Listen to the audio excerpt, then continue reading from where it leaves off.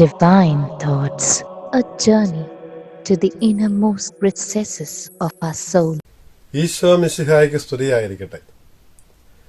നമ്മുടെ രക്ഷകനായ ഈശോ മിശിഹായുടെ മഹത്വപൂർണമായ രണ്ടാമത്തെ ആഗമനത്തെക്കുറിച്ച്, യുഗാന്ത്യത്തെക്കുറിച്ച് ധ്യാനിക്കുന്ന ഈ ഏലിയാ സ്ലീവ മോശക്കാലത്ത് ഇന്ന് നമ്മുടെ ശ്രദ്ധ തിരുസഭാ മാതാവ് തിരിച്ചുവിടുന്നത് സ്ലീവായിൽ മനുഷ്യരക്ഷ സാധിച്ച സ്ലീവ തന്നെയായി തീർന്ന ഈശോയുടെ ഇരുവശങ്ങളിലുമായി രൂപാന്തരീകരണ മലയിൽ പ്രത്യക്ഷപ്പെട്ട മോശയിലേക്കും ഏലിയായിലേക്കുമാണ്.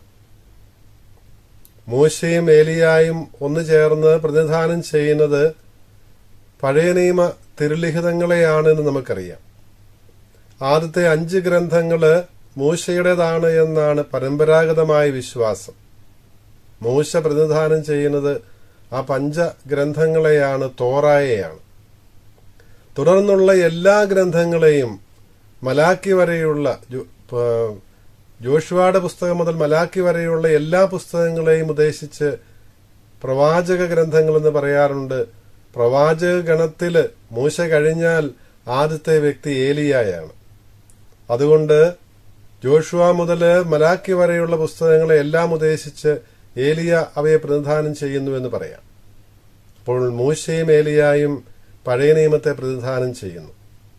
അപ്പോൾ മിശിഹായുടെ മഹത്വീകരണത്തിന്റെ വേളയില്, രൂപാന്തരീകരണ മലയില് മോശയും ഏലിയായും പ്രത്യക്ഷപ്പെട്ട് അവിടുത്തോട് ഓർസലമിൽ താമസിയാതെ തന്നെ പൂർത്തിയാകാനിരിക്കുന്ന അവിടുത്തെ കടന്നുപോകലിനെ കുറിച്ച്, എക്സഡസിനെ കുറിച്ച് സംസാരിക്കുമ്പോൾ എപ്രകാരമാണ് പഴയ നിയമം മുഴുവനും ഈ മിശിഹ സംഭവത്തിലേക്ക് ഉന്മുഖമായിരിക്കുന്നത്, അത് കാത്തിരിക്കുന്നത്, മുൻകൂട്ടി അറിയിക്കുന്നത് എന്ന് വ്യക്തമാക്കുകയാണ് ചെയ്യുന്നത്.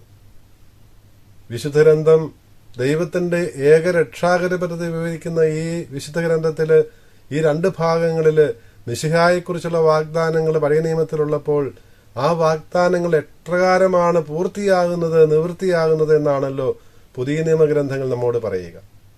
അപ്പോൾ ഈ പഴയ നിയമ, പുതിയ നിയമ ഗ്രന്ഥങ്ങളുടെ വിശുദ്ധ ഗ്രന്ഥം മുഴുവന്റെയും കേന്ദ്രഭാഗത്ത് നിൽക്കുന്നത് നസറായനായ ഈശോയാണ്, ഈ മിശിഹ സംഭവമാണ്.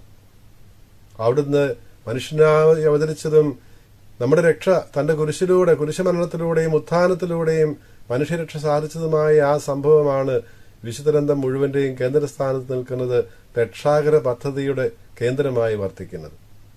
അപ്പോൾ ആ രംഗമാണ് രൂപാന്തരീകരണ മലയിൽ വ്യക്തമായത്. അതുകൊണ്ടാണ് ഇന്നത്തെ ആദ്യത്തെ വായനയിലെ നിയമാവർത്തന പുസ്തകം എന്ന് പറയുന്നത് മോശയുടെ ഈ തോറായുടെ 5ാമത്തെ ഭാഗമാണ്, 5ാമത്തെ പുസ്തകമാണ്. പുറപ്പാട് പുസ്തകം മുതൽ വിവരിച്ചു വന്ന സംഭവങ്ങൾ മുഴുവന്റെയും ഒരു ആവർത്തനമാണ് യഥാർത്ഥത്തിൽ ഈ 5ാമത്തെ പുസ്തകത്തിൽ നമ്മൾ കാണുന്നത്.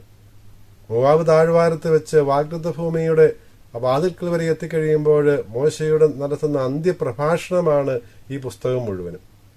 ഈ പുറപ്പാട് സംഭവം മുഴുവനും വീണ്ടും അനുസ്മരിക്കുകയും ഒന്നുകൂടി ആവർത്തിക്കുകയും ചെയ്യുകയാണ് മോശ. ഈ സന്ദർഭത്തിലാണ് 18ാം അധ്യായത്തില് എപ്രകാരമാണ് തനിക്ക് ശേഷം വരാൻ പോകുന്നവരെ ഇസ്രായേൽ ജനത ശ്രവിക്കേണ്ടത് എന്ന് വ്യക്തമാക്കുന്നുണ്ട്. മോശയ്ക്ക് ശേഷം ദൈവം പ്രവാചകന്മാരെ അയക്കും, അവരെ കേൾക്കണം എന്ന് പറയുമ്പോൾ അവര് ദൈവത്തിന്റെ സ്വരമാണ്, ദൈവത്തിന്റെ വക്താക്കളാണ്, ദൈവം തന്റെ ഹിതമറിയിക്കുന്നത് പ്രവാചകരിലൂടെയാണ്, ദിവ്യമാരിലൂടെയാണ് എന്ന് പറയുമ്പോൾ ദൈവം തുടർച്ചയായിട്ട് തന്റെ ജനത്തിന് വെളിപ്പെടുത്തിക്കൊണ്ടേയിരിക്കുമെന്നുള്ള സൂചന നൽകുകയായിരുന്നു മോശ. പക്ഷെ 18ാം അധ്യായം 15ാം വാക്യത്തില് വളരെ കൃത്യമായൊരു വാഗ്ദാനം നൽകുന്നുണ്ട്.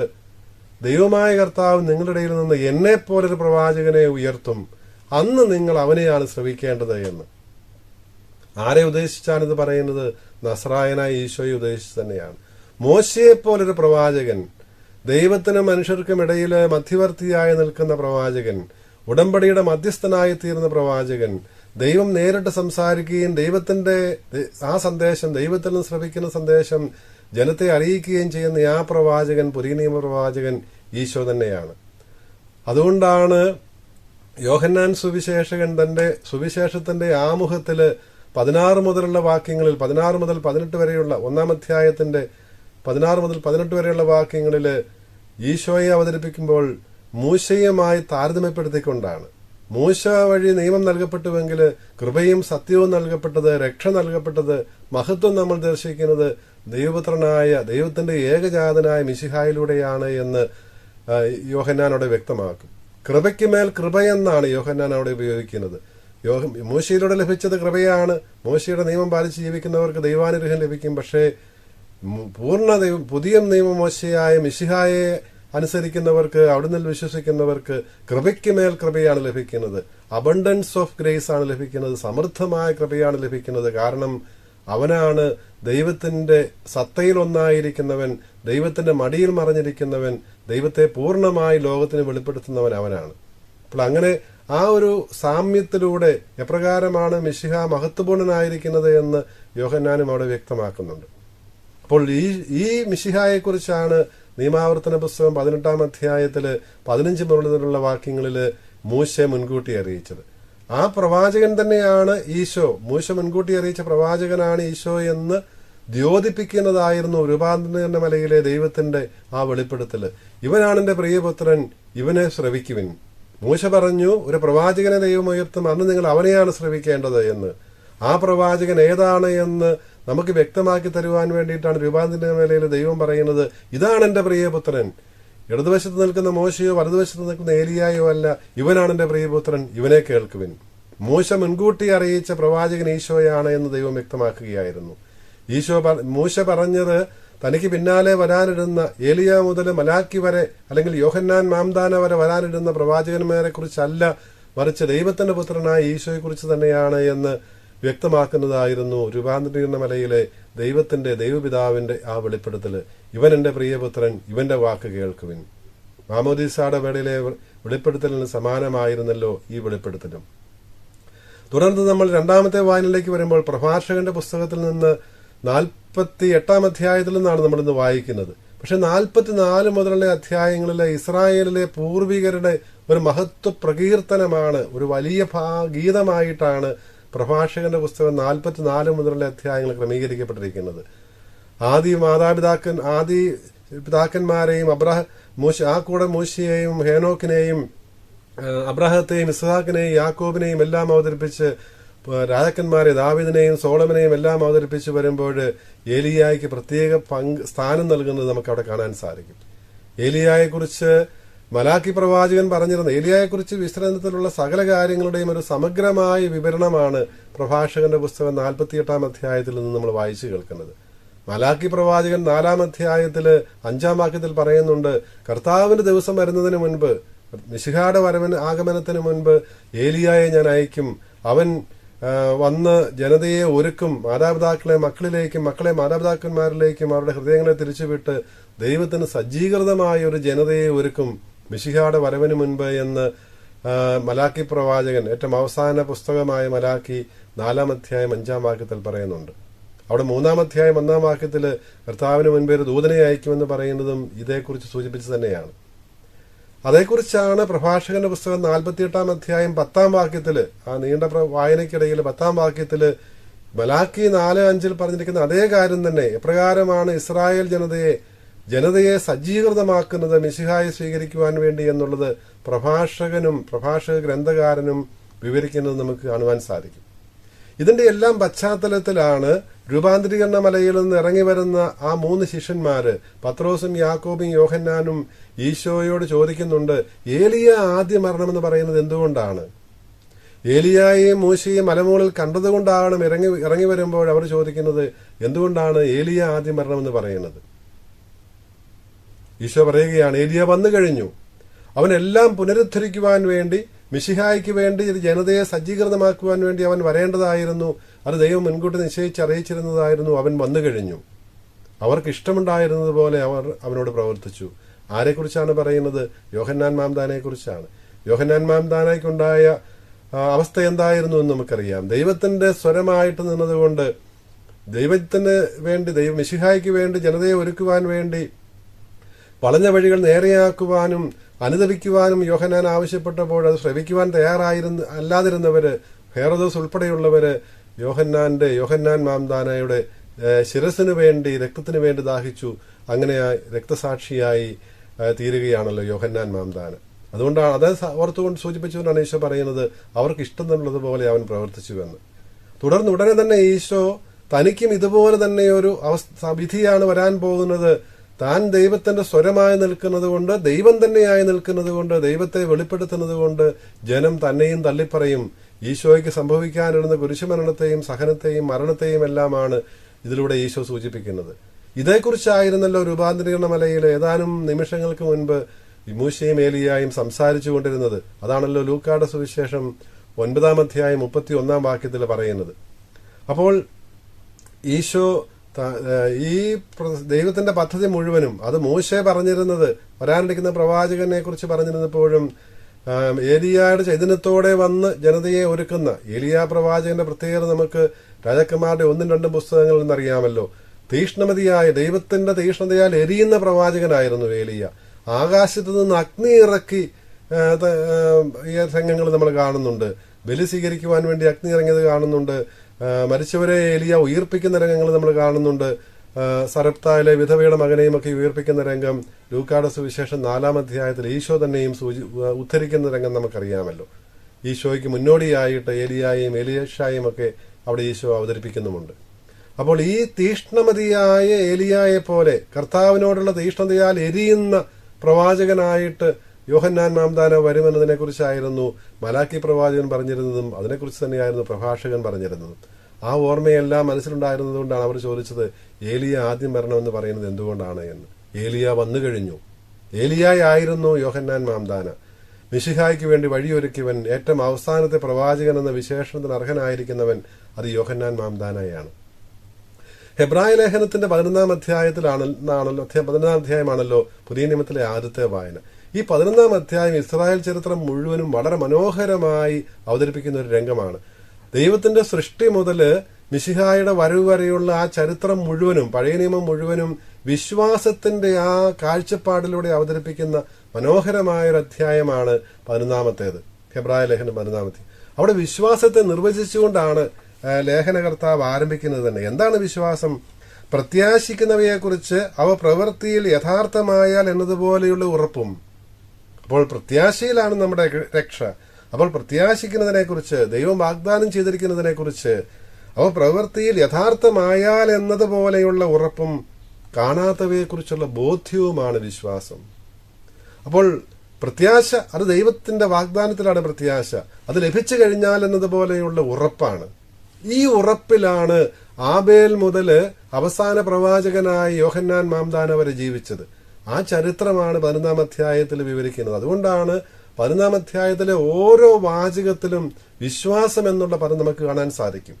വിശ്വാസത്തെ നിർവചിച്ചുകൊണ്ട് ആരംഭിക്കുന്ന ലേഖനകർത്താവ് വിശ്വാസത്തിന്റെ ജീവിക്കുന്ന സാക്ഷ്യങ്ങൾ വിശുദ്ധ ഗ്രന്ഥത്തിൽ നിന്ന് എടുത്തെടുത്ത് കാണിക്കുകയാണ്. എപ്രകാരമാണ് ആബേൽ വിശ്വാസം മൂലം ബലിയർപ്പിച്ചത്, നോഹ എപ്രകാരമാണ് നീതിമാനായിട്ടൊന്ന് വിശ്വാസപൂർവ്വം ജീവിച്ചത്, പെട്ടകം നിർമ്മിച്ചത്, എപ്രകാരമാണ് മൂശ ജീവിച്ചത്, എപ്രകാരമാണ് അബ്രാഹം സ്വന്തം നാട് വിട്ട് വിശ്വാസം കൊണ്ട് ഇറങ്ങിത്തിരിച്ചത്, ഇസ്ഹാക്ക് എപ്രകാരം ജീവിച്ചു, യാക്കോബ് എപ്രകാരം വിശ്വാസം അനുവർത്തിച്ചു, വിശ്വാസത്താൽ ഇവരെല്ലാം എങ്ങനെ രക്ഷിക്കപ്പെട്ടു എന്നുള്ള ദീർഘമായ ചരിത്രമാണ് 11-ാം അധ്യായത്തിലെ ഹെബ്രായ ലേഖകൻ വിവരിക്കുന്നത്. ഇവരെല്ലാവരും വിശ്വാസം മൂലം, അവസാനം നമ്മൾ ചെറിയൊരു ഭാഗമേ വായിക്കുന്നുള്ളൂ, 23 മുതൽ 29 വരെയുള്ള വാക്യങ്ങൾ.